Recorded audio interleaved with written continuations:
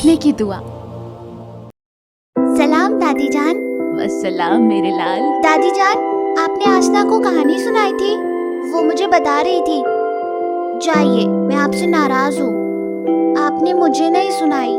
नाराज क्यों हो बेटा, मैं तुम्हें भी सुना दूंगी। फिर अभी सुनाइए ना दादी जान, आज मेरा बहुत दिल कर रहा है। अच्छा बताओ, तुम्हें कैसी कहानी पसंद है? आसना को तो डरावनी कहानी पसंद थी। नहीं दादी जान, मुझे डरावनी कहानी नहीं पसंद। दादी जान, जब भी नया चांद निकलता है तो मैं देखता हूँ कि आप दुआ पढ़ती हैं। मुझे ऐसी कहानी सुनाइए ना जिसमें चांद का जिक्र भी हो। ये तो बहुत अच्छी बात है बेटा कि तुम्हें ऐसी कहानियाँ पसंद है। आओ मैं तुम्हें चांद की कहानी सुनाती हूँ। एक दफा का जिक्र है, एक घर में कुछ लोग बहुत हंसी खुशी रहा करते थे। एक दिन सब लोग बैठे खबरें देख रहे थे, जिनमें उन्होंने देखा कि कुछ लोगों को एक जगह पर शैतान नजर आया और वो शैतान एक गांव के लोगों को तंग करता है। ये खबर देखकर बच्चे ने अपनी अम्मी से पूछा, अम्मी जान, ये शैतान कौन है और ये लोगों को क्यों तंग करता है?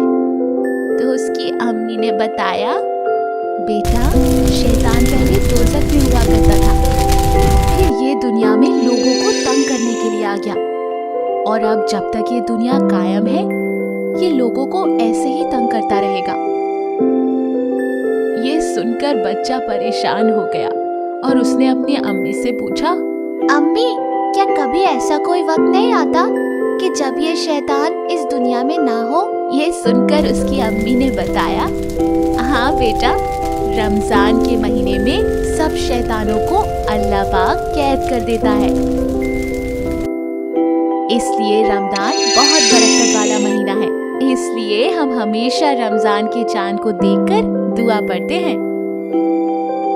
तो इस पर बच्ची ने कहा, अम्मी, मुझे भी वो दुआ याद करवा दे।